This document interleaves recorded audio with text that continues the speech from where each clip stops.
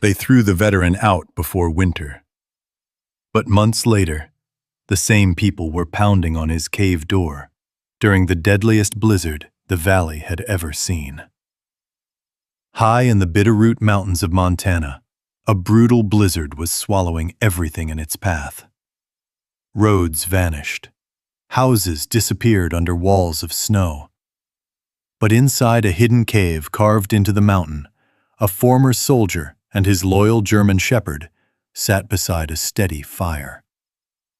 Months earlier, the town had called him crazy for living there. Now, that cave was the only place left standing between life and the storm. Before we begin, tell me in the comments, where are you watching this story from today? The wind came down the Bitterroot Mountains like a living thing. It roared through the dark pines and slammed into the rocky slopes with a sound that made the earth feel hollow. Snow raced sideways through the night, thick and blinding, carried by gusts that could knock a grown man off his feet. Halfway up a narrow ridge, hidden beneath a jagged wall of granite, a faint orange glow flickered from the mouth of a cave. Inside that cave stood Ethan Walker. The former Army Ranger had his back against a heavy wooden door he had built with his own hands weeks earlier. The door trembled each time the wind struck it, the hinges groaning like old bones. A fire burned deep inside the cave, its light dancing across rough stone walls stacked with chopped wood and bundles of dried supplies. Ethan's gloved hand rested on the handle of a worn combat knife. Beside him stood Atlas. The German shepherd's ears were pointed forward, every muscle tight beneath his thick coat.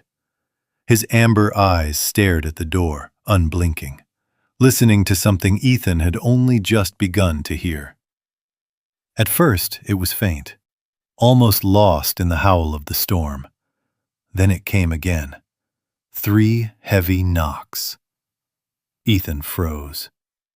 Atlas let out a low growl deep in his chest. Another set of knocks followed, this time frantic. Someone was out there. Ethan's jaw tightened. The storm outside was the worst he had seen since coming back to Montana. The temperature had already dropped far below zero, and the wind was strong enough to tear branches from the tall pines below the ridge. No one in their right mind would be climbing this mountain tonight. Yet someone was. The knocking came again, weaker now. "Please!" The voice barely carried through the storm. Ethan stepped closer to the door but didn't open it. He pressed his ear against the wood. There were several voices now. A woman crying, a man shouting something he couldn't quite hear, and beneath it all, the sharp whimper of a child. Atlas barked once. The sound echoed through the cave. Ethan closed his eyes for a moment. 3 months. It had been 3 months since he had been forced off his family's land. 3 months since his own brother had told him he didn't belong there anymore. 3 months since Ethan had walked into the mountains with nothing but a pack, a rifle, and the dog who had followed him through 2 deployments and a war neither of them ever really left behind. Atlas nudged Ethan's hand. The dog's nose was cold and wet against his glove. Outside, the knocking turned into pounding. The door shook harder. "Ethan!"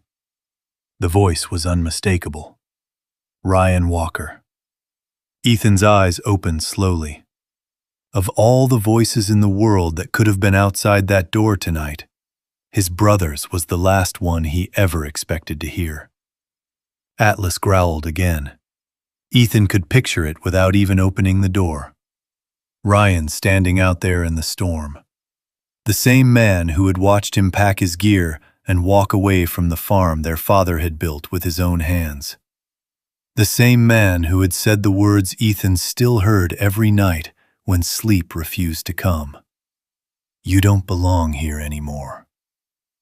Another cry came from outside. A little girl's voice this time, weak. Atlas's ears twitched. He turned his head toward Ethan, eyes searching his face. The dog didn't understand family disputes or property papers or the bitterness that had followed Ethan back from the war. Atlas only understood one thing. Someone outside was in trouble. The pounding on the door slowed. The storm roared louder, filling the silence between each knock. Ethan knew exactly how cold it was out there. At this altitude, a person could freeze solid in minutes. The cave behind him was warm, not comfortable, but warm enough to live. He had spent weeks making sure of that. The stacked stone walls held the heat from the fire. The vent he carved through the rock carried smoke safely outside. Dozens of split logs were piled along the cave wall, enough to last through the worst of winter. This place had taken everything he had left to build. Opening the door now meant letting that heat escape, letting the storm inside. If too much warmth left the cave, the fire might die. And if the fire died, everyone in this cave could die. Another weak knock struck the door. Then silence. Atlas let out a sharp bark. The dog moved toward the door, claws clicking against the stone floor. Ethan exhaled slowly. His breath drifted in pale clouds through the firelight. He placed his hand on the wooden bar that kept the door shut. The pounding had stopped. Outside, the wind screamed across the mountains. For a moment, there was nothing but the storm. Then he heard it again. A small voice, barely louder than the wind. "Please, help us." Atlas whined.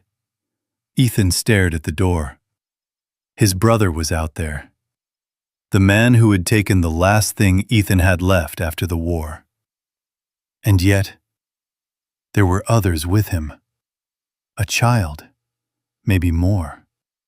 Ethan felt the old war inside him rise again. The same impossible choice soldiers faced in places far from home.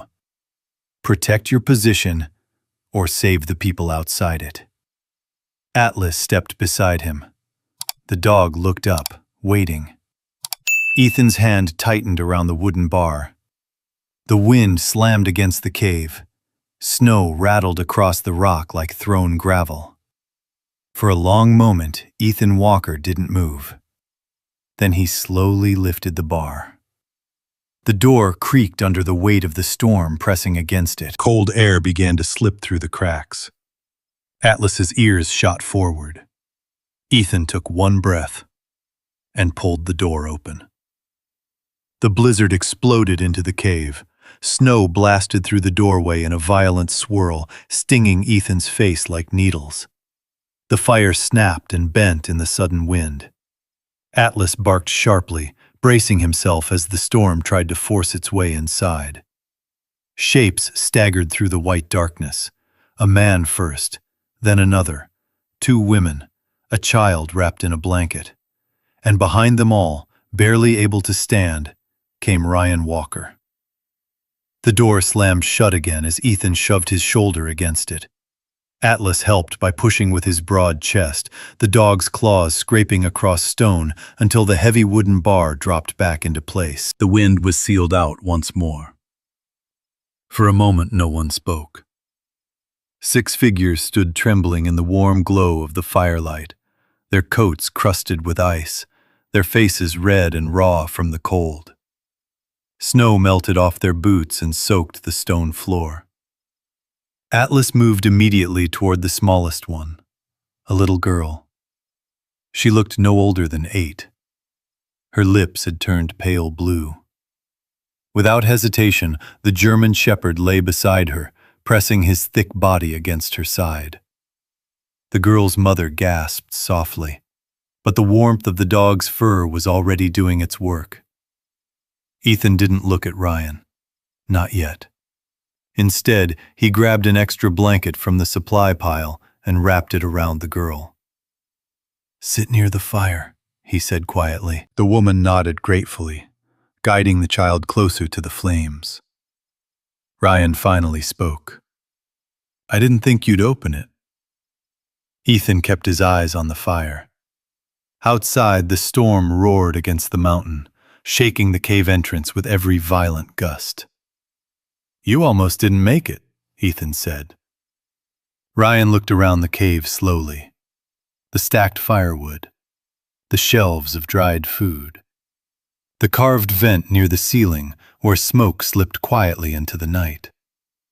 "You built all this?" Ryan asked. Ethan didn't answer. Instead, he turned away, because the sound of the storm carried him somewhere else, back to a different wind, a different night, 3 months earlier, back when he had still believed he had a place to return to. The memory came in pieces, like the flashes of light that sometimes woke him in the middle of the night. The long road into Pine Ridge, the rust-colored barn that had stood on Walker land for nearly 60 years, the smell of hay and old wood, and the quiet that followed a funeral. Their father had been buried 2 days before Ethan arrived home. He had missed it by 48 hours. The flight delays from overseas had seen to that. Atlas had sat beside him in the truck that day, watching the gravel road roll beneath them as they drove toward the farm. Ethan remembered thinking something strange then. How peaceful everything looked.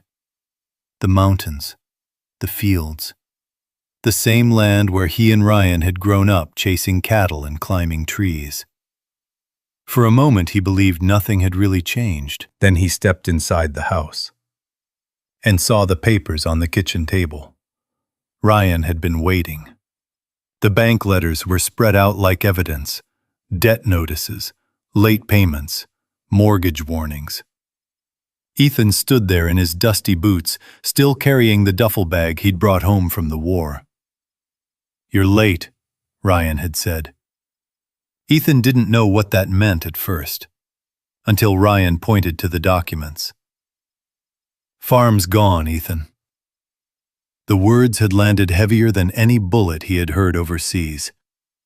Ryan explained quickly. The cattle prices had dropped.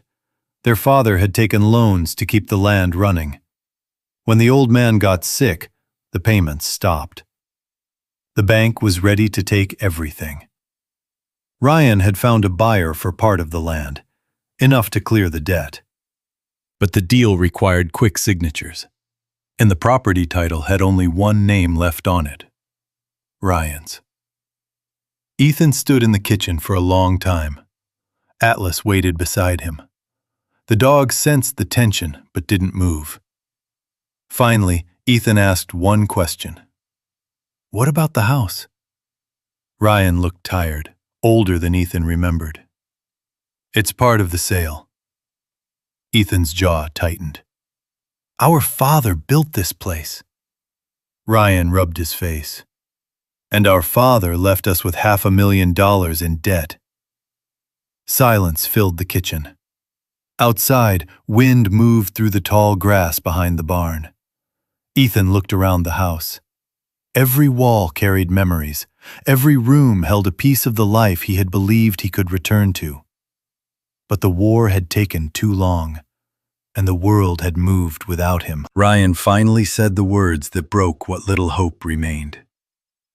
"You don't belong here anymore, Ethan." The sentence was quiet, but it cut deeper than anything Ethan had heard in the desert. Atlas had stepped forward then, standing between the two brothers, watching. Ethan remembered the strange calm that followed. He didn't shout, didn't argue. He simply nodded, picked up his duffel bag, and walked out of the house. Atlas followed him without hesitation. Back in the cave, the storm howled against the mountain. Ethan blinked and returned to the present. Ryan was still standing near the fire, watching him. Neither man spoke. The little girl beside Atlas had begun to breathe easier now. Her mother wiped tears from her eyes. "Thank you," she whispered. Atlas lifted his head and looked at Ethan. The dog's eyes were steady, loyal, uncomplicated. Atlas had followed Ethan out of that farmhouse 3 months ago without asking why, and tonight the dog had stood beside him again when the past came knocking at the door. Ethan stared into the flames and knew the mountain had not finished testing him yet. The fire crackled softly, sending orange light across the stone walls of the cave. Outside, the blizzard still raged across the Bitterroot Mountains, but inside the cave, the warmth held steady. Atlas remained beside the little girl, his body pressed gently against her as the heat from his thick fur slowly brought color back into her cheeks. The girl's breathing grew calmer. Her mother kept whispering quiet thanks. Ethan sat a little apart from the others, watching the fire. The smell of burning pine filled the cave, sharp and familiar. It reminded him of nights on the mountain when the only sound was wind moving through the trees. 3 months. It felt longer. Ryan shifted near the entrance, his eyes still moving slowly across the cave, as if he couldn't quite believe what he was seeing.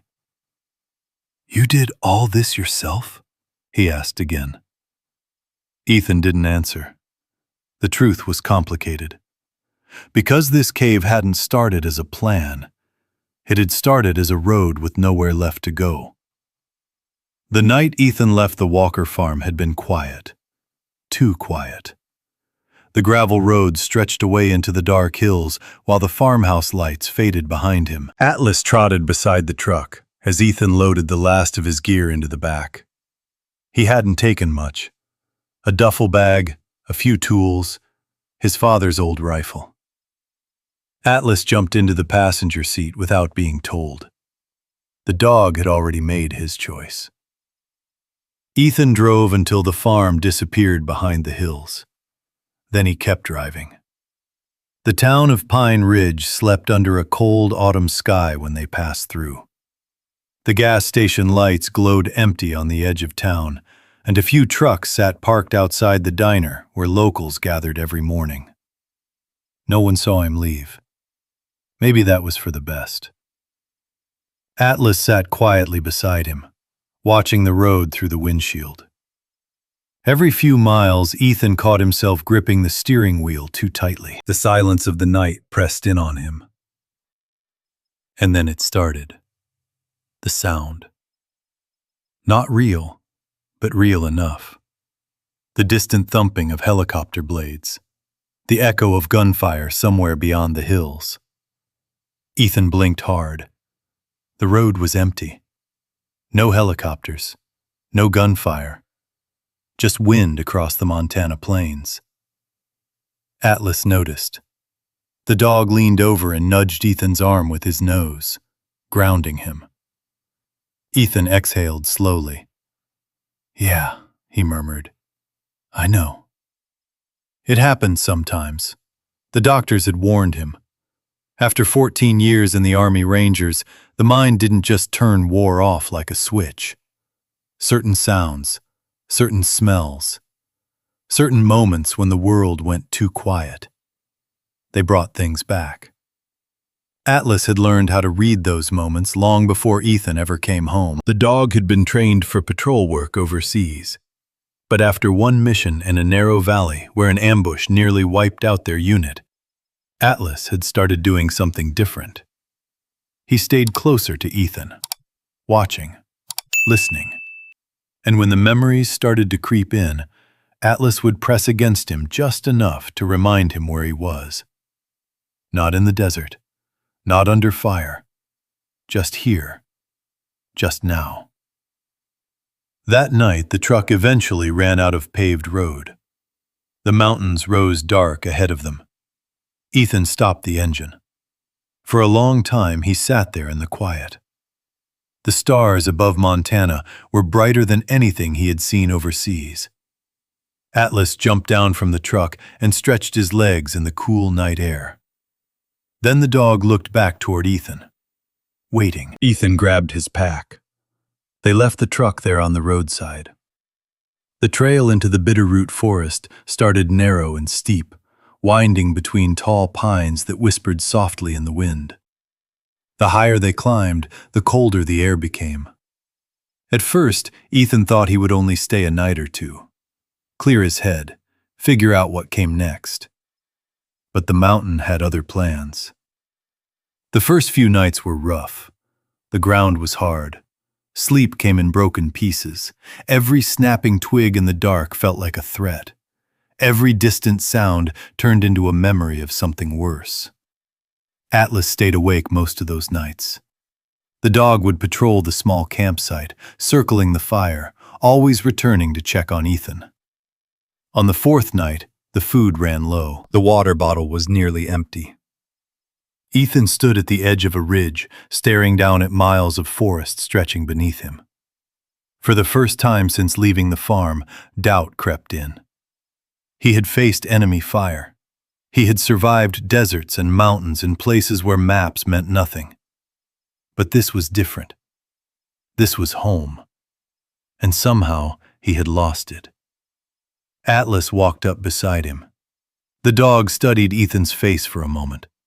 Then he grabbed the sleeve of Ethan's jacket and tugged. Not hard, just enough. Ethan frowned. "What is it?" Atlas tugged again, then turned and began walking downhill.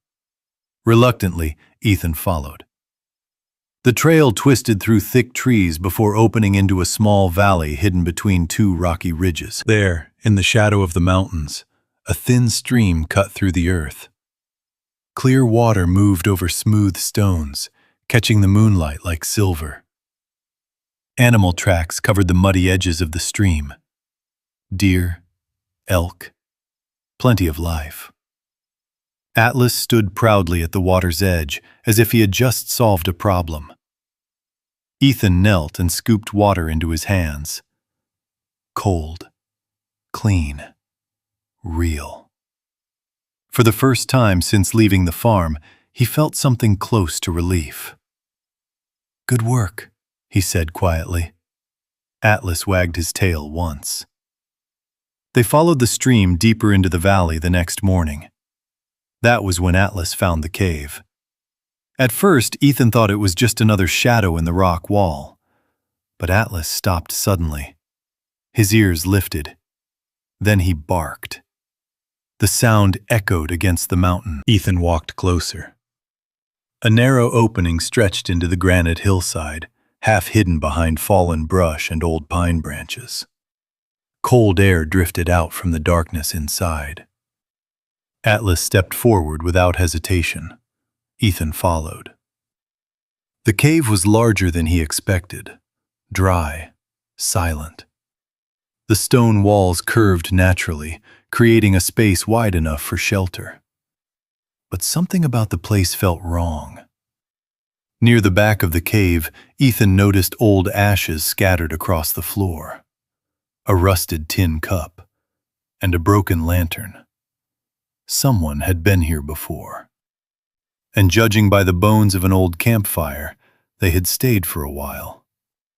Ethan remembered hearing stories in Pine Ridge about a hunter who died somewhere up in these mountains years ago. A man who had tried to ride out a winter storm in a cave. The locals called this place Devil's Hollow. They said the mountain had taken him. Atlas sniffed the ashes and then looked up at Ethan. The dog didn't seem afraid. Ethan studied the ceiling of the cave. No vent, no opening for smoke to escape. He understood immediately what had happened. The hunter hadn't frozen. He had suffocated. Smoke trapped in a sealed cave would kill a man faster than cold ever could. Ethan stepped back toward the entrance and looked out at the towering Bitterroot peaks surrounding them. The cave wasn't cursed. It was misunderstood. And suddenly, Ethan realized something else. If the smoke could escape, if a proper vent could be carved through the rock, this cave could hold heat. Better than any tent, better than any cabin. Atlas barked once, as if he understood. Ethan looked back into the dark cave, then down at the dog beside him. "Well, partner," he said quietly, "looks like we found a place to stay." Atlas wagged his tail once, the sound of it brushing against the cave floor echoing faintly in the darkness. Ethan stepped deeper into the cave, letting his eyes adjust to the dim light filtering through the narrow entrance behind them. The air inside was colder than outside, but still strangely steady, as if the mountain itself was holding its breath. He crouched near the pile of old ashes. The remains of a fire pit were scattered across the stone floor. Rusted pieces of metal lay nearby. What had once been a lantern, now bent and useless. A cracked enamel cup rested beside it, half buried in dust. The man who died here had tried to survive. Ethan could see the story in the details. The hunter must have built a fire to stay warm, but the cave had no ventilation. Smoke would have filled the chamber slowly, quietly. The man probably never even realized what was happening until it was too late. Ethan looked up at the ceiling, solid stone, except for one narrow fracture running across the upper rock wall. It was small, barely wider than a finger, but it caught Ethan's attention immediately. A weakness in the stone. Maybe more than that. Atlas followed his gaze and gave a short bark. "Yeah," Ethan murmured. "I see it." If that crack reached the outside, even slightly, it could become a vent. And if smoke could escape, this cave could trap heat. Ethan stood there for a long moment, studying the space the way a soldier studies terrain. The entrance faced south, angled away from the worst winter winds. The stone walls were thick and dry. The floor sat slightly above the valley line, which meant floodwater would never reach it. This place wasn't a death trap. It was a shelter. But it needed work. A lot of work. Atlas walked slowly around the cave, nose close to the ground. Every few steps he sniffed the rock, the dirt, the corners where wind had carried leaves and dust over the years. The dog paused suddenly near the far wall. He scratched once at the stone. Ethan walked over. The crack in the rock was clearer here, a thin line that stretched upward toward the ceiling and disappeared into darkness. He touched the stone, cold, but not solid. Somewhere beyond that wall was open air, a vent. Ethan let out a slow breath. "Well," he said quietly, "looks like the mountain left us a door." Atlas barked again, louder this time. For the next few days, Ethan worked. It started with clearing the cave. Years of dirt, broken branches, and animal droppings had collected along the edges of the floor. Ethan shoveled it all outside, using a flat piece of scrap metal he found near the entrance. Atlas helped in his own way. Whenever Ethan dragged debris toward the entrance, Atlas grabbed whatever he could carry and hauled it out into the forest. By the second day, the cave looked different. Cleaner, wider. More like a room than a hole in the mountain. The next problem was smoke. Ethan stood beneath the crack in the ceiling and studied it again. The fracture was real, but it wasn't big enough. Not yet. He took the small hammer from his pack. It had once been part of a field repair kit during his deployment. Back then, it had been used to fix damaged equipment under fire. Now it would help him carve a home out of stone. The first strike echoed through the cave, sharp, loud. Atlas jumped slightly at the sound, then settled down beside the entrance where he could watch both Ethan and the forest outside. Ethan hit the rock again, and again. Small chips of granite fell to the floor. The crack widened slowly. It was slow work, the kind of slow that demanded patience and stubbornness. Ethan had both. Hour after hour he chipped at the rock, widening the fracture inch by inch. His hands blistered, his shoulders burned from the effort, but every strike brought the mountain a little closer to opening. Atlas stayed close, Sometimes the dog wandered outside to patrol the trees. Other times he sat silently beside Ethan, his eyes tracking every movement as if guarding him from threats only dogs could sense. Late on the third day, something changed.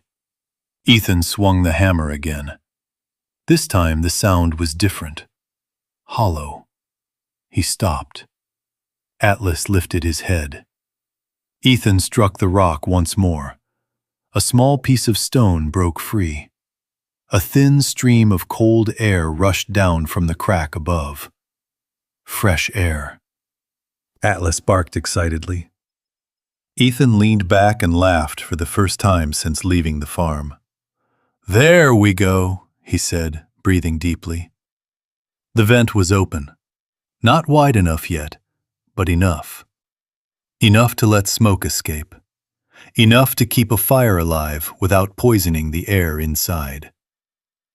That night, Ethan built the first real fire inside the cave. He arranged the stones carefully, creating a small fire pit near the center of the chamber. Dry pine branches caught quickly under the flame of his lighter. Smoke curled upward. For a moment, Ethan watched nervously. Then the smoke found the vent. It drifted toward the crack in the ceiling and slipped quietly out of the cave. Ethan sat back on the cold stone floor. The fire warmed his hands. Atlas lay beside him, stretched out comfortably, his tail thumping lazily against the ground. Outside, the mountains grew dark as the sun disappeared behind the Bitterroot peaks. The temperature dropped fast. Frost began forming on the rocks near the cave entrance. But inside the cave, something remarkable happened. The heat stayed. The thick granite walls absorbed the warmth from the fire and slowly pushed it back into the room. The air remained steady, calm, protected from the freezing wind outside. Ethan noticed it almost immediately. "This place holds heat," he whispered. Atlas blinked sleepily beside the fire. Ethan looked around the cave again. Suddenly, he saw the future. Stacks of firewood along the wall, food stored in dry corners, a door at the entrance to block the wind. This cave could last through winter, maybe longer. The hunter who died here hadn't understood the mountain, but Ethan did. The cave wasn't a tomb. It was a fortress. Atlas lifted his head suddenly and looked toward the forest outside. For a moment, Ethan thought he heard something too. Far away. A faint howl drifting through the night air. Wolves. Atlas stood slowly and moved closer to Ethan, placing himself between his partner and the dark entrance of the cave. Ethan rested a hand on the dog's shoulder. The mountain had accepted them for now, but it would not be easy. Winter was coming, and survival here would demand everything they had. Still, as Ethan stared into the fire and felt the warmth filling the stone chamber around him, he realized something important. For the first time since leaving the Walker farm, he was no longer wandering. He had found a place to fight for. The next morning, the Bitterroot Mountains woke under a pale, frozen sky. Sunlight filtered through the tall pine trees and slipped quietly across the rocky ridge where Ethan's cave hid in the granite wall. The storm clouds from the night before had cleared, leaving the air sharp and cold enough to sting the lungs. Ethan stepped outside the cave and stretched his stiff shoulders. Below him, the forest spread out in waves of dark green and silver frost. A thin ribbon of smoke drifted upward from the cave vent he had carved through the rock. It was working. Atlas stood beside him, nose lifted to the wind. The dog sniffed once, twice, then trotted down the slope toward the trees. His thick paws barely made a sound on the frozen ground. "Don't go too far," Ethan called. Atlas flicked his tail in acknowledgement, but kept moving. Ethan watched the dog disappear between the pines. For the first time in weeks, the quiet of the mountains felt steady instead of empty. But quiet didn't mean safe. Winter in Montana didn't forgive mistakes. Ethan turned back to the cave. If he was going to survive the coming months, the cave needed to become more than shelter. It needed to become a stronghold. The first problem was the entrance. Right now, the cave mouth was wide open to the forest. Cold wind could sweep inside whenever the weather changed. Snow would eventually pile up across the opening. That couldn't happen. Ethan walked down the slope and studied the surrounding trees. Tall pines stood everywhere, their trunks straight and thick. Fallen branches littered the ground from previous storms. Wood. Exactly what he needed. He grabbed the small saw from his pack and went to work. Hours passed beneath the steady rhythm of steel biting into wood. Ethan cut long branches and dragged them up toward the cave entrance. Atlas returned halfway through the afternoon with a rabbit hanging from his mouth. The dog dropped it proudly at Ethan's feet. "Nice catch," Ethan said. Atlas wagged his tail, clearly pleased. While Ethan worked, Atlas stayed nearby, watching the forest. Sometimes he disappeared into the trees for a few minutes before returning to check on Ethan. Always watching, always guarding. By evening, a rough frame of logs stood across the cave entrance. It wasn't pretty, but it was strong. Ethan lashed the wood together with strips of rope and wire he had salvaged from his pack. Then he covered the frame with layers of branches and bark to block the wind. Finally, he built a thick wooden door from a pair of heavy pine planks. It swung slowly on crude hinges made from bent metal. When Ethan closed it for the first time, the cave fell into a deep silence. The outside wind faded instantly. The warmth from the fire stayed inside. Atlas barked once, as if approving the work. "Not bad," Ethan said quietly. But the door was only the beginning. Over the next several days, Ethan worked from sunrise to sunset. He carried armloads of firewood up the ridge and stacked them carefully along the cave walls. Every log had to stay dry. If the wood got wet during winter, the fire could fail. Atlas helped whenever he could. The dog dragged smaller branches uphill with surprising determination. Sometimes he grabbed a stick that was far too big and tried to pull it anyway, sliding across the ground until Ethan helped him finish the job. By the end of the week, the cave wall held a towering stack of firewood, enough for weeks, maybe months. Food was next. The forest provided what it could. Atlas proved to be an excellent hunter. Rabbits, squirrels, and once even a grouse appeared in the dog's jaws as gifts for Ethan's growing supplies. Ethan cleaned the meat carefully and smoked it over the fire so it would last longer. Every small success mattered. One afternoon, while chopping wood near the edge of the ridge, Ethan noticed movement down in the valley. A pickup truck crawled along the dirt road far below. It stopped near the edge of the forest. Two men stepped out. Ethan recognized one of them instantly. Luke Carter, one of the ranchers from Pine Ridge. Luke shaded his eyes and looked up toward the mountains. He must have seen the thin smoke rising from the ridge. Ethan stayed still behind a cluster of pine trees. Luke laughed loudly, the sound faint but clear even from a distance. "Looks like that Walker boy really did lose his mind," Luke shouted to the other man. The second man chuckled. "Living in a cave like some kind of mountain ghost." They stood there for a few minutes, pointing toward the ridge. Then the truck drove away. Atlas watched them go with a low growl. Ethan scratched the dog's neck. "Let them talk," he said. The mountain didn't care what the town thought. Survival here had nothing to do with pride, only preparation. As the weeks passed, the cave slowly transformed. Shelves carved from stone held jars of melted snow for drinking water. Bundles of dried meat hung near the vent where the smoke kept insects away.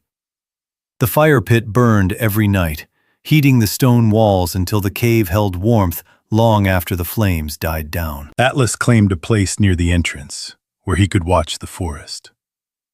Sometimes Ethan woke in the middle of the night to the sound of the dog shifting quietly, listening for threats in the darkness.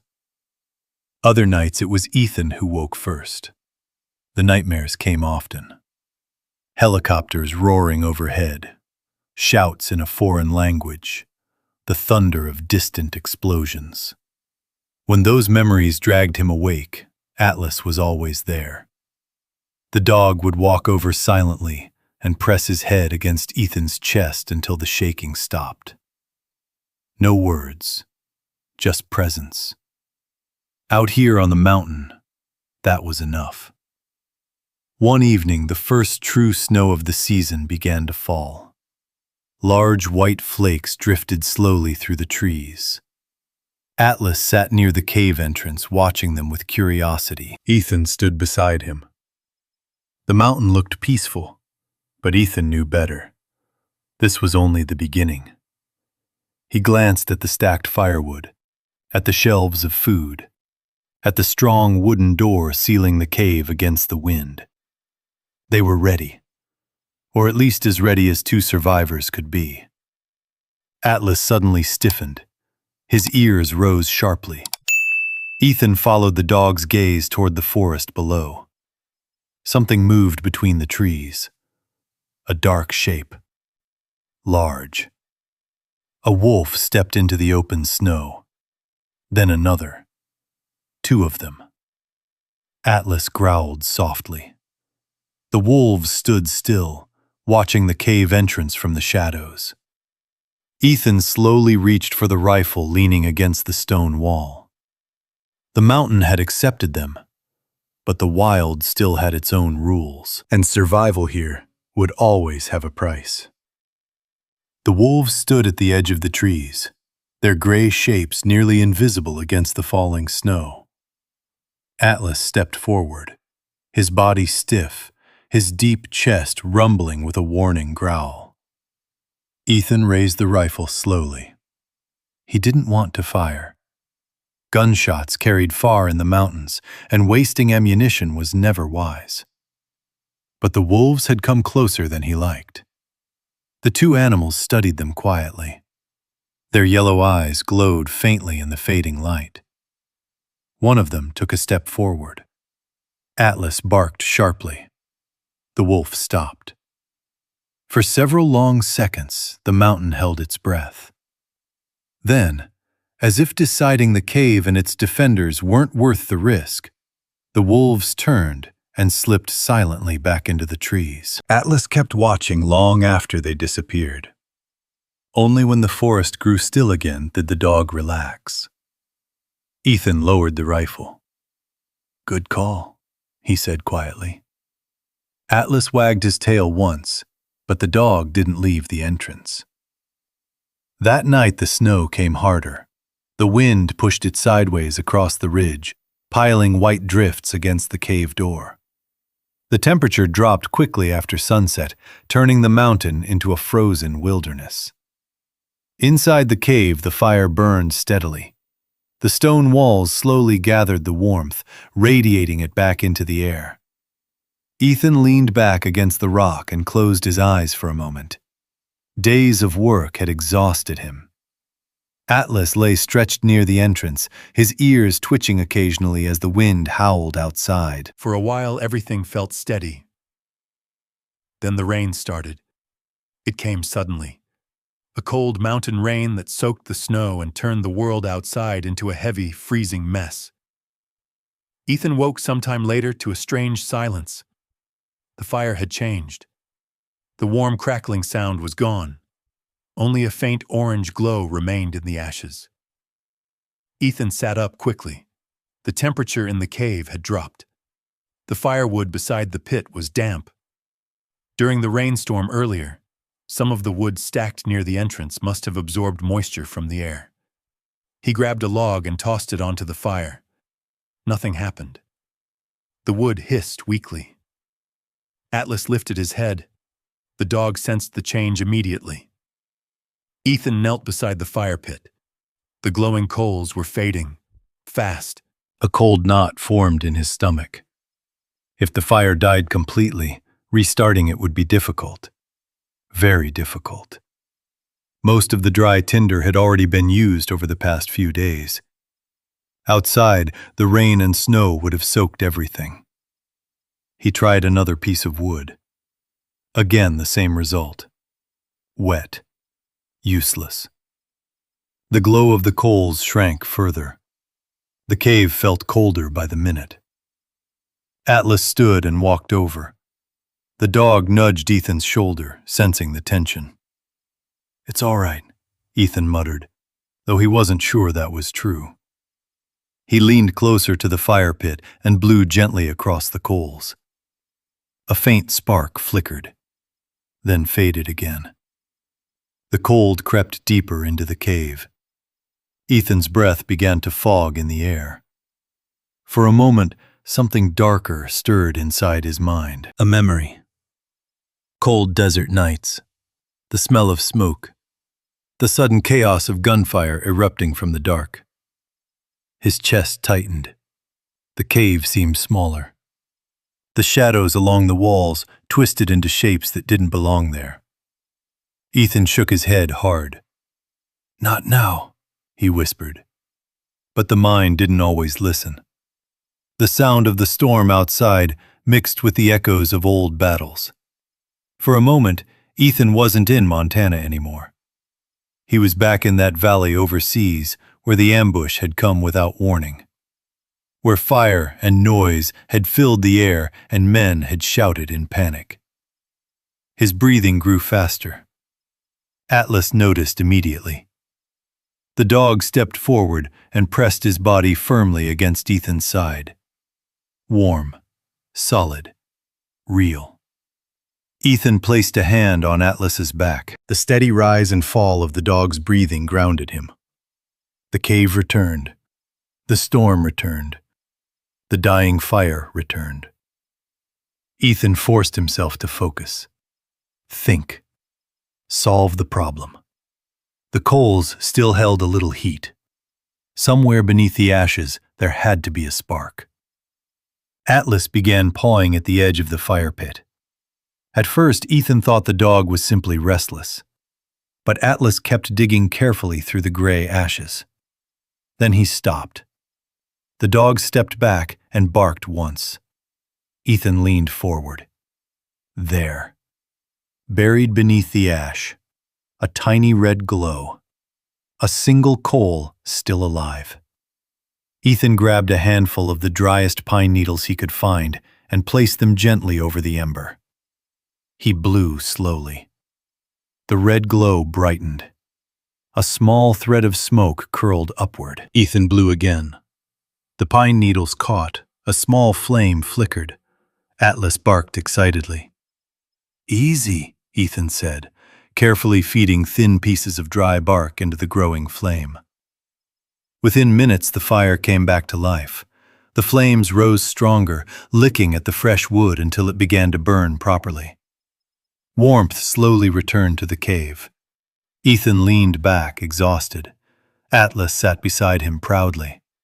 The dog's tail thumped against the stone floor. "You just saved us again," Ethan said quietly. Atlas tilted his head as if the praise meant nothing. Outside, the storm continued to rage, but inside the cave, the fire burned stronger than before. Ethan stared at the flames. That tiny coal had been the difference between survival and disaster. Just one ember, one small piece of life, hidden beneath the ashes. He scratched Atlas behind the ears. "Guess we're still in this fight, partner." Atlas rested his head on Ethan's knee. For a long time, the two of them sat quietly beside the fire while the mountain tested them again. But this time, they had passed. The storm faded sometime before dawn. By morning, the Bitterroot Mountains stood silent under a pale blanket of snow. The sky was clear, cold, and bright enough to make the frozen landscape sparkle like glass. Ethan pushed the wooden door open carefully. Snow had drifted nearly halfway up the entrance. The air outside bit into his lungs the moment he stepped out. Atlas bounded ahead of him, leaping through the fresh snow with surprising energy. The dog circled the clearing, sniffing every scent the storm had carried through the forest. Ethan scanned the mountainside. The world looked clean again. But winter had truly arrived now. He knew the storms would grow stronger. The mountain had only begun its tests. Atlas barked suddenly. Ethan turned. The dog stood near the edge of the ridge, staring down toward the valley. At first, Ethan saw nothing. Then, a thin column of smoke rose faintly from the far side of the trees. Pine Ridge. The small town rested about 3 miles away beyond the forested hills. From up here, the rooftops looked tiny against the endless mountain slopes. Ethan hadn't gone back since the day he left the farm. And as far as he knew, no one had come looking for him, except for the ranchers who had spotted the smoke a few weeks ago. He remembered the laughter from the truck down below, living in a cave like some kind of mountain ghost. Atlas returned to Ethan's side. The dog nudged his hand gently. "Yeah," Ethan said quietly. "Let them talk." But talk was exactly what the people of Pine Ridge were doing. The rumors started small. A hunter passing through town mentioned seeing smoke high on the Bitterroot Ridge. Another man swore he had seen a large German shepherd patrolling the trees above the valley. Then Luke Carter told his story at the diner. "Walker's boy lost his mind," he said, leaning back in his chair. "Living up there in a cave like some wild animal." A few of the older men laughed, but not everyone did. Helen Carter sat at the far end of the diner counter that morning. Luke was her brother-in-law, but Helen didn't share his sense of humor. She had lost her husband 2 winters earlier in a logging accident. Since then, she had learned something important about mountains and survival. The wilderness didn't forgive foolishness.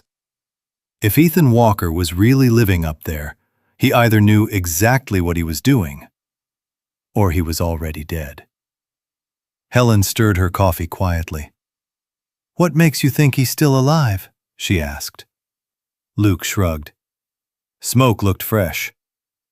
"Then maybe he's not crazy," Helen replied calmly. Luke scoffed.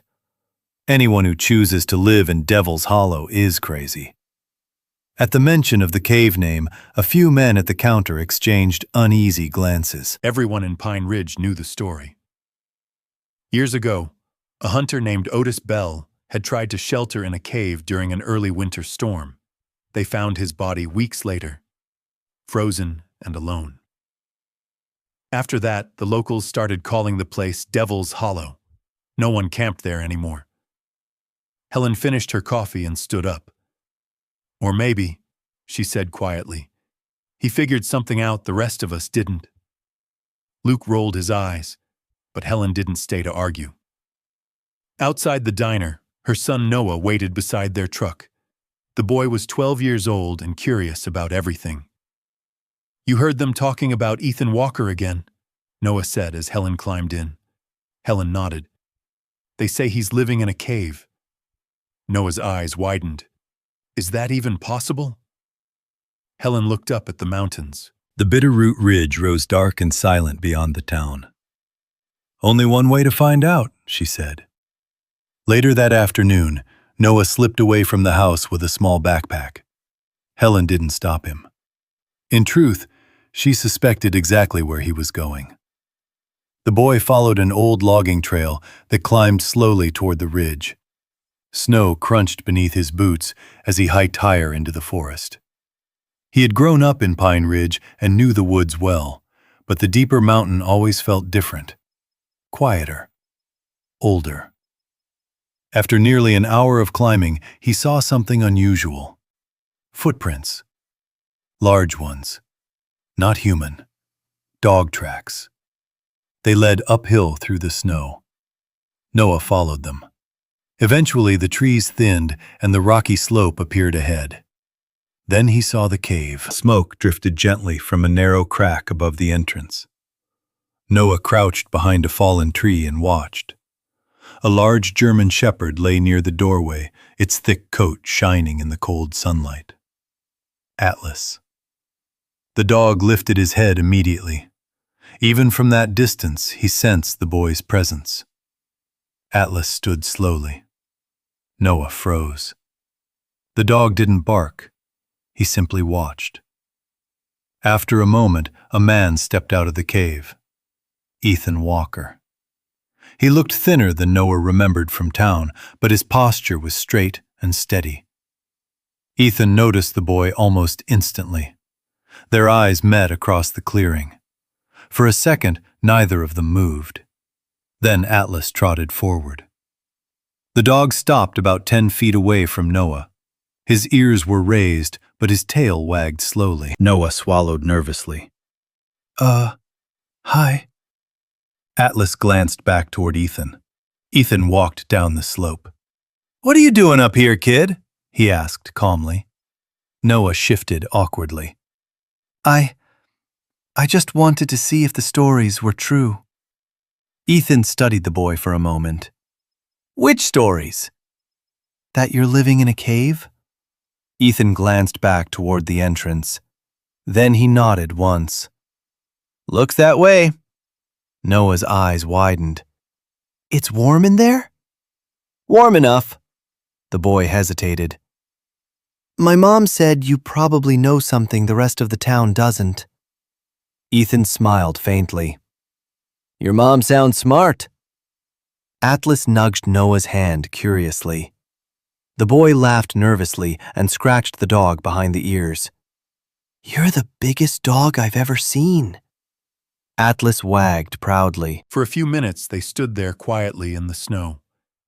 Then Ethan said something unexpected. "Don't tell anyone exactly where this place is." Noah nodded quickly. "I won't." The boy looked around the ridge one last time before heading back down the trail. As he disappeared into the trees, Ethan felt Atlas stiffen beside him. The dog let out a low whine. Ethan knelt. "What is it?" Atlas lifted his injured front paw slightly. Ethan hadn't noticed earlier. The dog must have twisted it during the storm or while chasing the wolves the night before. Ethan examined the paw carefully. The pad was cut, not deep, but enough to hurt. Atlas didn't complain. He simply watched Ethan with calm patience. Ethan wrapped the paw with a strip of cloth torn from his old shirt. "You've done enough saving for 1 week," he said softly. Atlas licked Ethan's hand. Down in Pine Ridge, the rumors were still spreading. But high above the valley, the soldier and his dog continued preparing for the winter that was closing in. Neither of them realized yet how soon the mountain would bring everyone back to that cave. The next few days passed in a strange kind of quiet. The Bitterroot Mountains seemed to hold themselves still, as if the land itself was listening for something far away.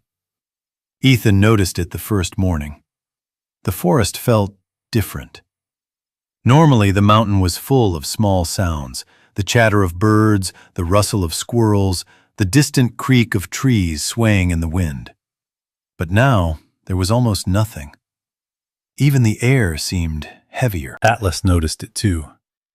The German shepherd stood near the ridge, nose lifted high, drawing in long breaths of cold air. His ears flicked constantly as he scanned the horizon. Something had changed. Ethan followed the dog's gaze across the endless waves of forest and rock. The sky was clear, too clear. The pale winter sun hung low above the distant peaks, shining against a sky that looked strangely empty. Ethan had seen that kind of sky before.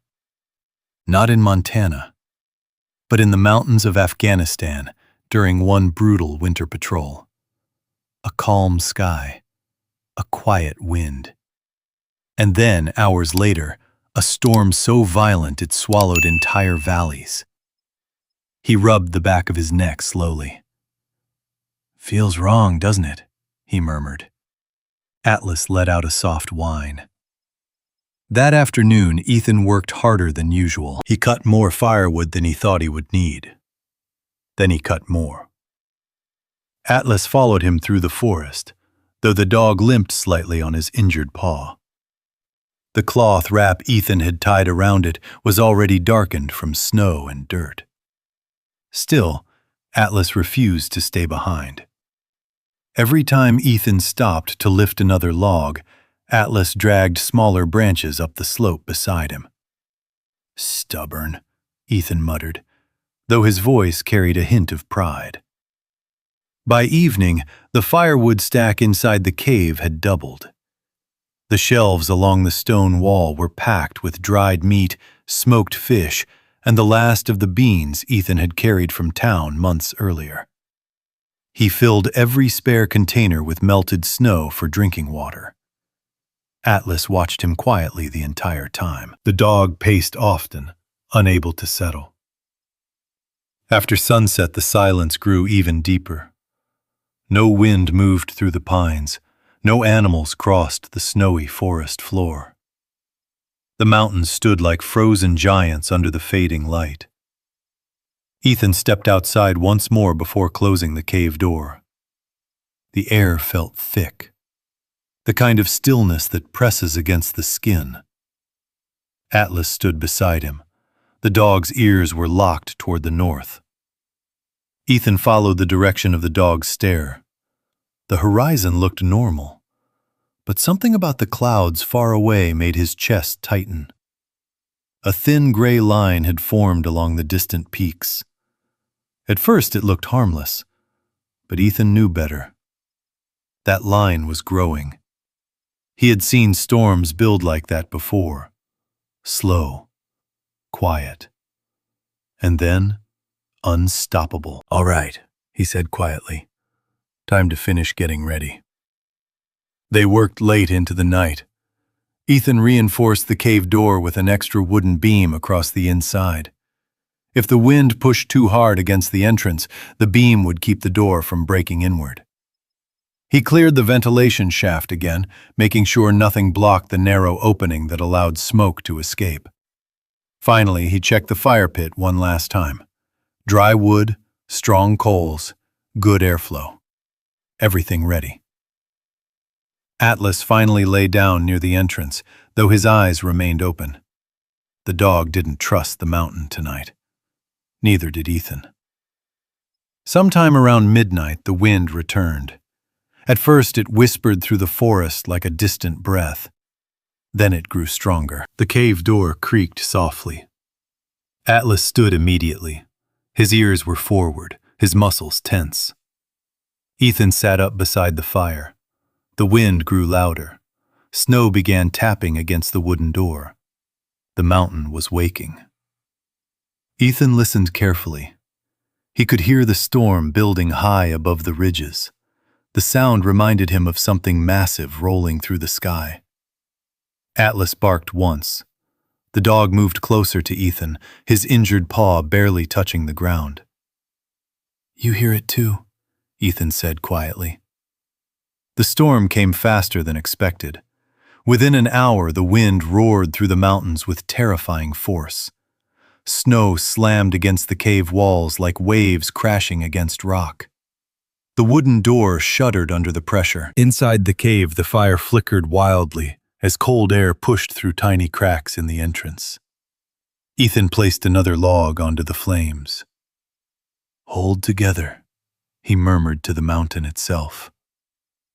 Atlas paced restlessly. Then suddenly the dog froze. His ears shot upward. His head turned toward the cave door. Ethan heard it a second later. A sound barely audible beneath the roaring storm. A faint knock. Ethan frowned. He held up a hand, signaling Atlas to stay quiet. For a moment there was nothing but the howl of the blizzard. Then it came again. 3 slow knocks against the wooden door. Ethan's stomach tightened. No one should be on this mountain tonight. No one. Atlas growled low in his throat. The knocking came again. Weak. Desperate. Ethan grabbed his knife and stood slowly. The storm outside screamed like a living thing, but beneath it, just barely, he heard a human voice. Someone shouting through the wind. "Please!" Ethan stared at the door. Atlas stepped beside him, ready. The soldier took a slow breath. The mountain had delivered its next test, and this one was standing just outside the door. The wind howled across the Bitterroot Ridge like a freight train tearing through the night. Snow slammed against the wooden door in thick waves, piling higher with every passing minute. Ethan stood frozen beside the fire. Atlas was already there. The German shepherd had positioned himself between Ethan and the entrance, his body low, his ears pinned forward, a deep growl rumbling quietly in his chest. The knocking came again. Weak, uneven. 3 slow thuds against the wood, then a voice, barely more than a whisper through the screaming wind. "Help!" Ethan moved quickly. He grabbed the heavy beam that reinforced the door and lifted it free. The wood groaned as he pulled the bar aside. Atlas barked sharply once. "Easy," Ethan murmured. The soldier placed his shoulder against the door and pushed. For a second, it didn't move. The snow outside had already drifted halfway up the entrance. Ethan shoved harder. The door burst open. The blizzard exploded into the cave. Wind and snow blasted across the floor, swirling through the firelight like a white storm inside the stone walls. 6 figures stumbled through the doorway. Ethan grabbed the first man by the arm and dragged him inside. Then another. 2 women. A teenage boy. A small girl wrapped in a blanket. And finally, Ryan Walker. Ethan recognized him instantly, even beneath the ice crusting his beard, even through the exhaustion in his eyes. Ryan nearly collapsed as he crossed the threshold. Atlas barked loudly, the dog circling the group as Ethan slammed the door shut again and dropped the wooden beam back into place. The cave fell quiet, except for the roar of the storm outside. For several seconds, no one spoke. The 6 newcomers stood shaking beside the fire. Snow melted off their coats and pooled across the stone floor. Ethan moved first. He grabbed blankets from the stack along the cave wall and handed them out quickly. "Sit down," he said, close to the fire. The little girl was barely conscious. Her lips were pale and her hands trembled violently. Without hesitation, Atlas walked over and lay down beside her. The dog pressed his thick body against the child, sharing warmth through his heavy fur. The girl's mother gasped softly. "Thank you," she whispered. Atlas simply rested his head beside the girl and stayed still. Ethan watched the group carefully. Luke Carter was there. So was his brother Daniel. Helen Carter stood behind them, her arm wrapped protectively around her son Noah. Ryan sat closest to the fire, his eyes fixed on the flames as if he couldn't quite believe they were real. For a long time, no one said anything. Outside, the blizzard grew louder. The storm hammered the mountains with terrifying force. Then Ryan finally spoke. "We didn't know where else to go." Ethan remained standing. "You shouldn't have been on the mountain tonight." Ryan nodded slowly. "We weren't." He gestured toward the storm outside. The roof of Carter's barn collapsed first. Then the power lines went down across half the valley. Luke Carter rubbed his frozen hands together near the fire. Snow came down faster than anything I've seen in 20 years. Daniel added quietly. Road to town disappeared in less than an hour.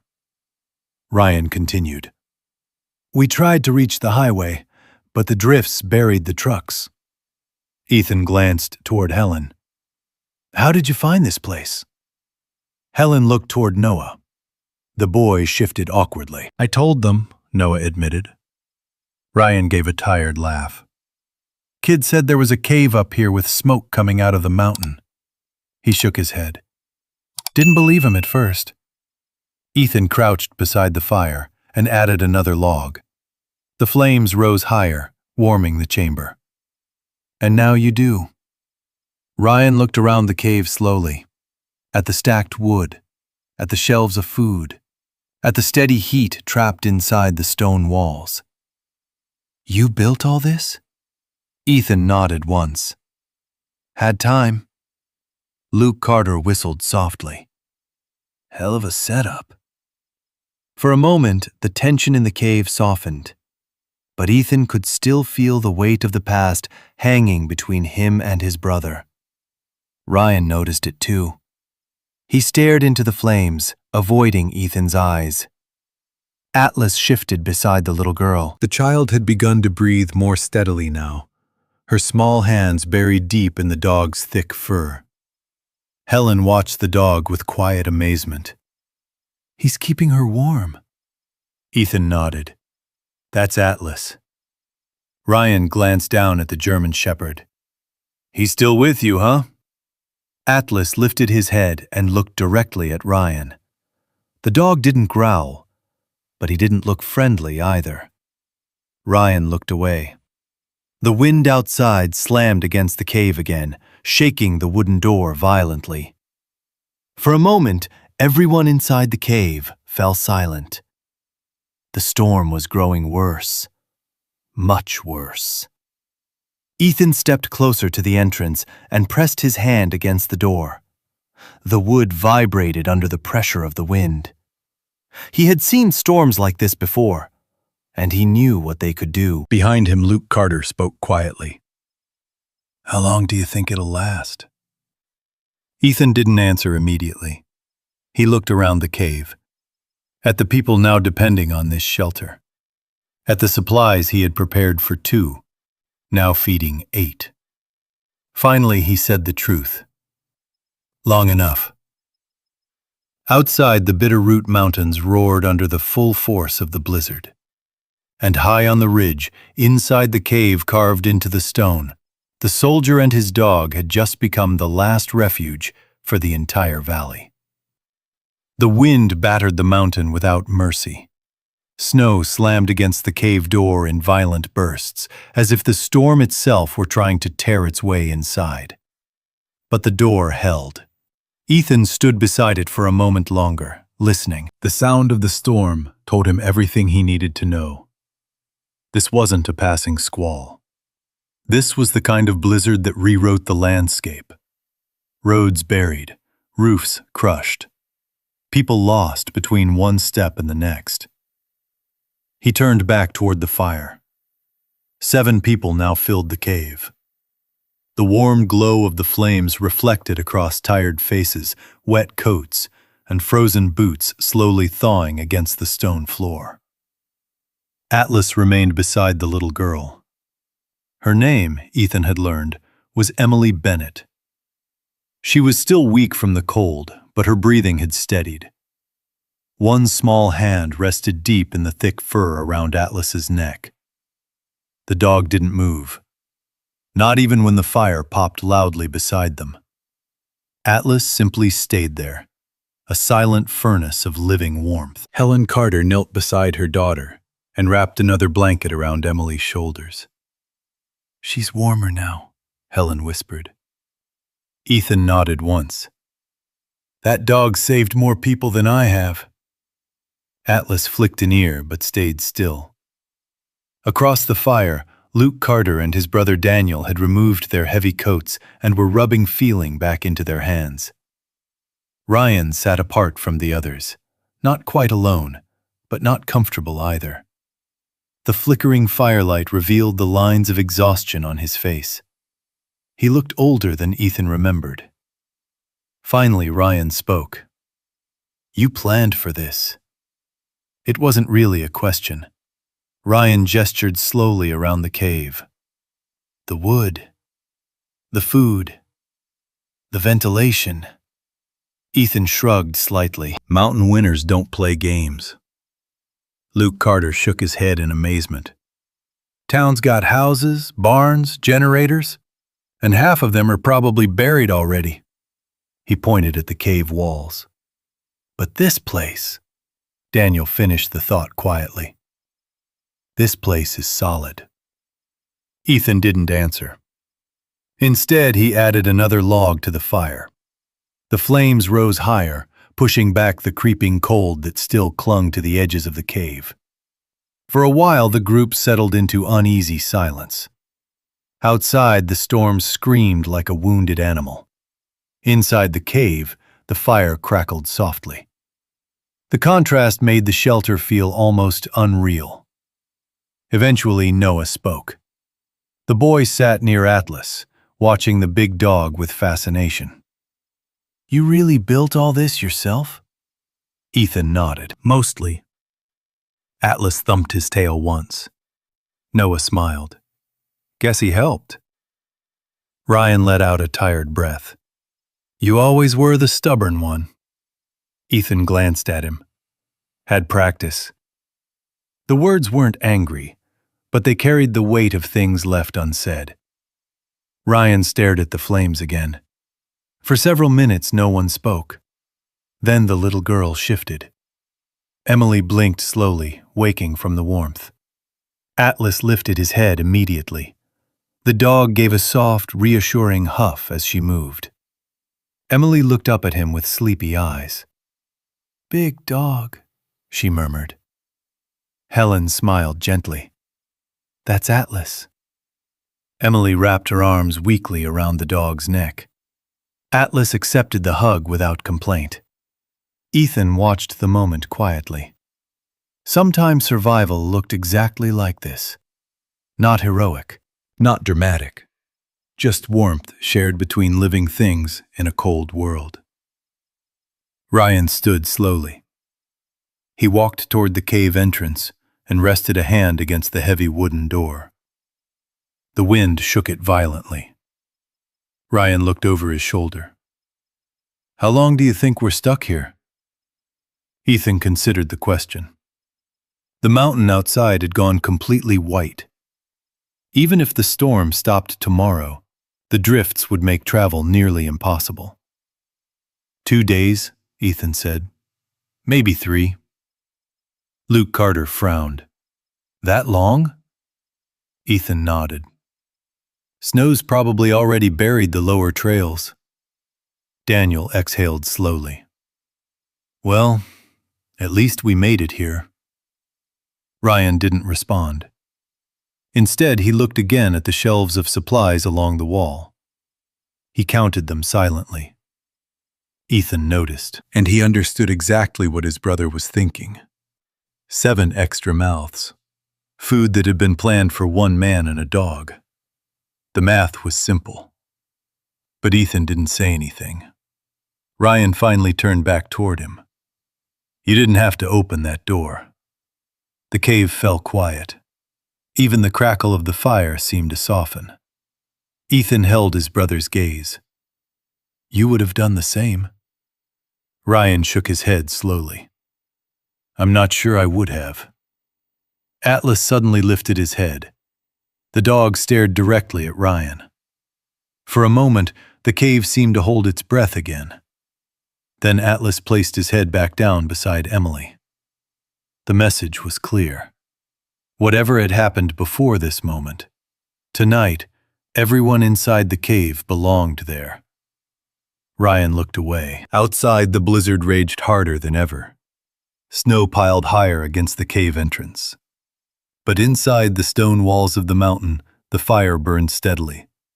And for the first time in months, Ethan Walker was no longer facing the storm alone. The storm did not weaken. Through the long hours of the night, the wind roared across the Bitterroot Ridge, hammering the cave door with relentless force. Snow packed tighter and tighter against the entrance, sealing the mountain in a frozen grip. Inside, the cave had grown warmer. The stone walls slowly absorbed the heat of the fire, turning the chamber into a pocket of quiet survival carved from the storm. Most of the group had fallen asleep. Luke Carter leaned against the wall with his hat pulled low over his eyes. Daniel had curled up beside a stack of firewood, breathing deeply in exhaustion. Helen slept lightly beside her daughter.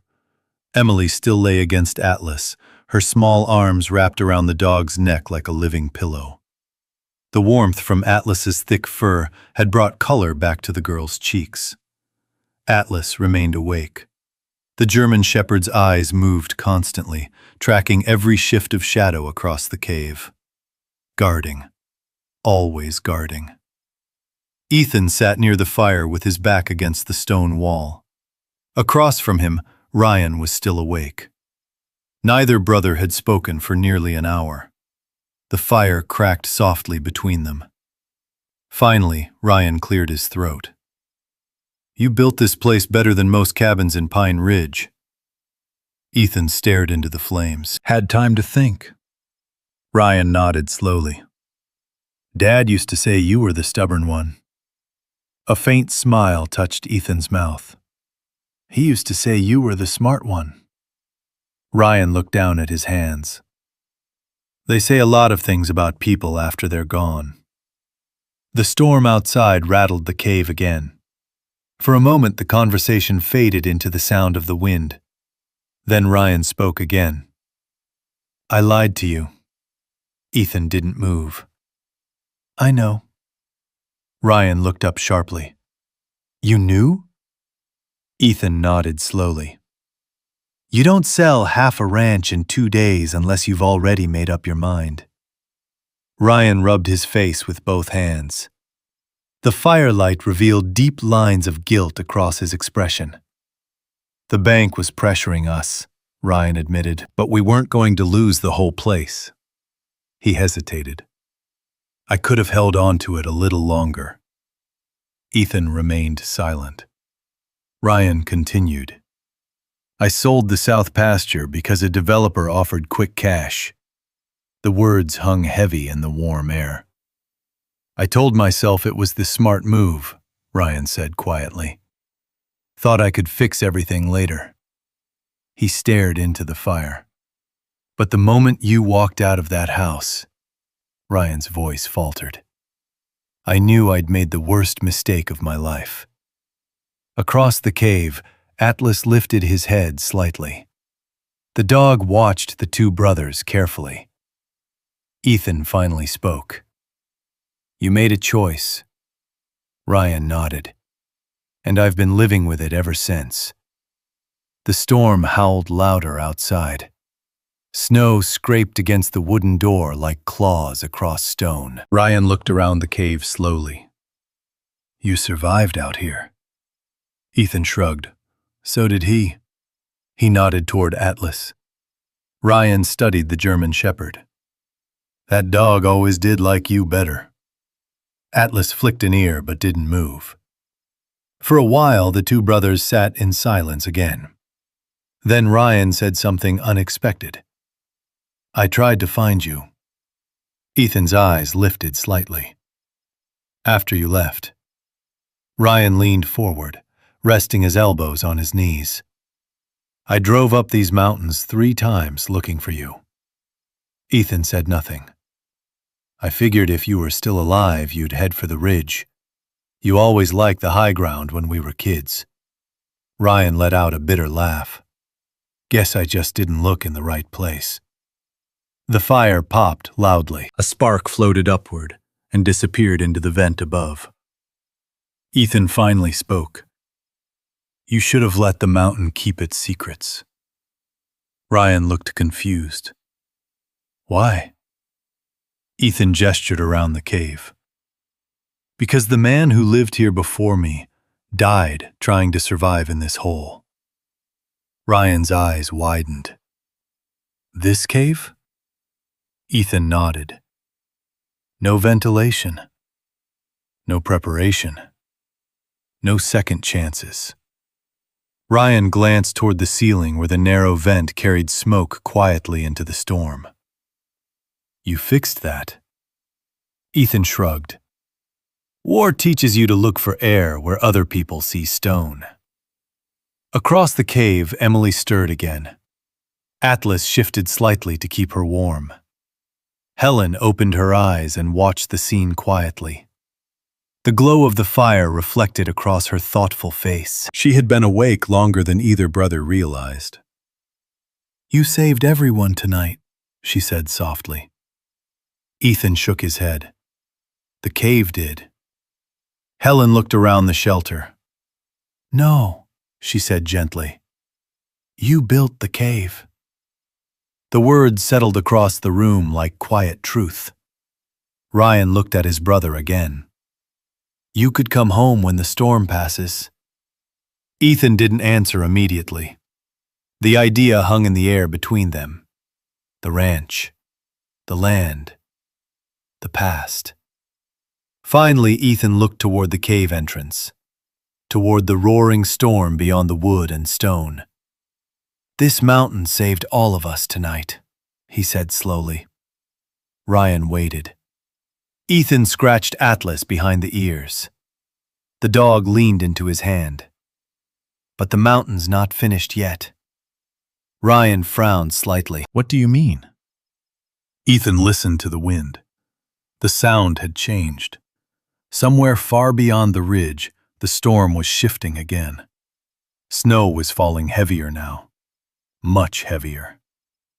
The drifts will bury half the valley by morning, Ethan said quietly.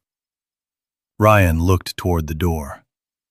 You really think it's that bad? Ethan met his brother's eyes. I know it is. Outside, the Bitterroot Mountains continued to roar under the worst blizzard Pine Ridge had seen in decades. But inside the cave, something had begun to change. Not the storm. Something older. Something deeper.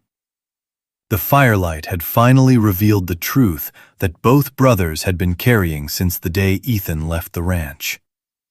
And for the first time since that day, neither of them looked away. The storm lasted 3 days. 3 days of wind that never seemed to tire. 3 days of snow piling higher and higher against the Bitterroot Mountains until the world outside the cave became nothing but a moving wall of white. Inside the cave, time moved differently. The fire burned almost constantly. Ethan rationed the wood carefully, adding only what was needed to keep the stone walls warm. The shelves of food he had gathered for months slowly began to shrink as 7 extra people shared the shelter. No one complained. They understood what the cave had given them. Life. Luke, Carter, and Daniel helped whenever they could. They took turns clearing snow from the inside of the entrance so the door wouldn't freeze shut completely. They carried wood from the deeper stacks and kept the fire pit clean. Helen organized the food. Small meals, careful portions, enough to keep everyone strong without wasting supplies. Noah spent most of his time beside Atlas. The boy had quickly decided the big German shepherd was the greatest creature he had ever met. Atlas didn't seem to mind the attention. Emily recovered quickly once the warmth returned to her body. She followed Atlas everywhere inside the cave, her small hand often gripping the dog's thick fur. The cave had become something strange, not just a shelter, something closer to a tiny village hidden inside the mountain. And at the center of it all sat Ethan Walker. Quiet, watchful. Ryan observed his brother often during those long hours. He saw the way Ethan listened to the wind, the way he checked the vent every morning to make sure the smoke flowed cleanly through the rock, the way Atlas moved beside him like a shadow. The soldier had built more than a cave. He had built a system. On the 3rd morning, the wind finally weakened. It didn't stop all at once. The storm simply grew tired. The roaring gusts softened into long sighs moving through the trees. Snow still fell, but slower now. By afternoon, the mountain had gone quiet again. Ethan stood beside the cave door and listened carefully. Then he lifted the heavy wooden beam. The door opened slowly. Snow spilled inward as the packed drift collapsed against the entrance. Cold sunlight flooded into the cave. Everyone stepped closer to see. The world outside had changed.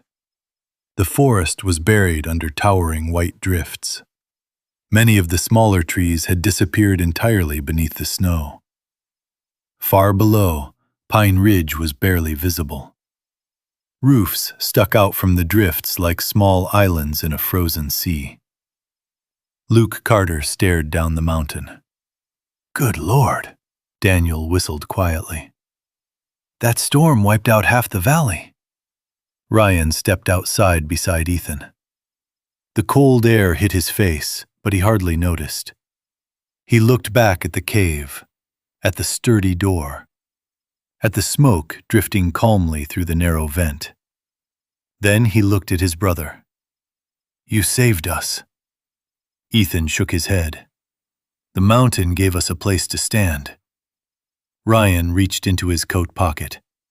He pulled out a folded envelope. The paper was worn and creased. "I brought something with me when we left town," Ryan said. He handed the envelope to Ethan. Inside were several official documents, property papers, land titles. Ethan looked up slowly.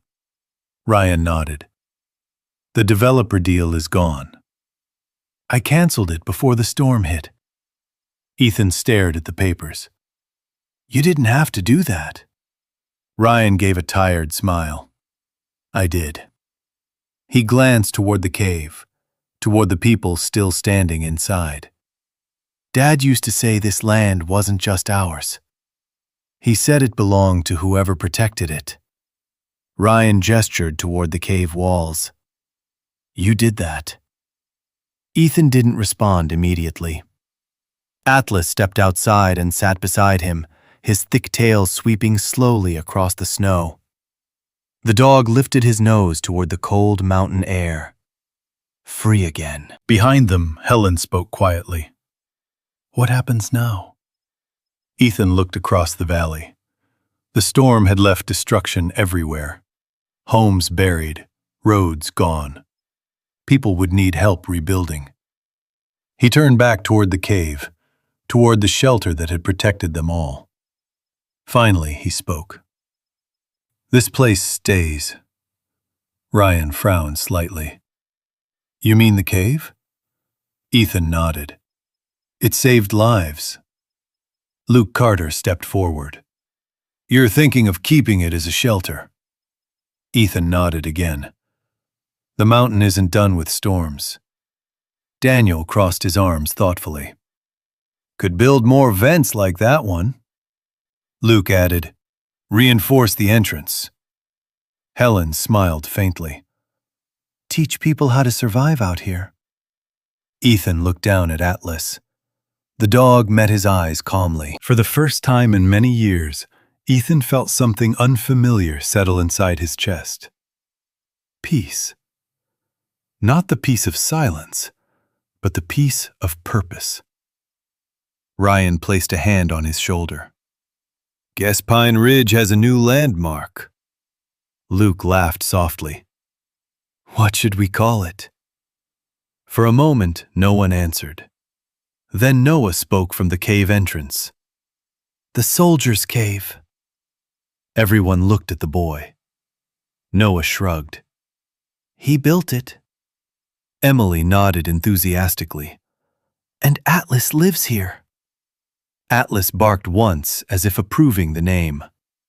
Ethan looked around the cave, at the stone walls, at the warm fire, at the people who had survived the storm because of it.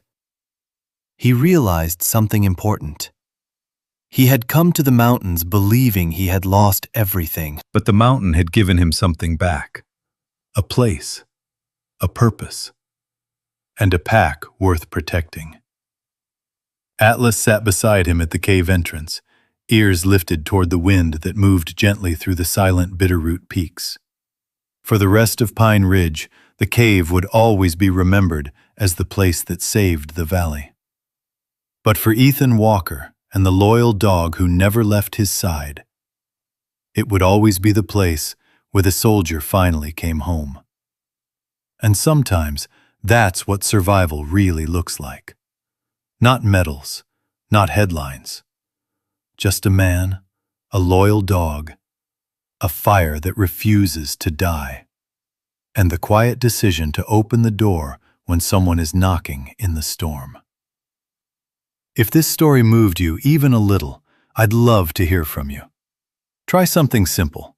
Type 1 in the comments if you believe loyalty like Atlas's still exists in the world. Or type 0 if you think every veteran deserves a place where they can finally come home. Just one number. That's it. Your comment helps more people discover stories like this.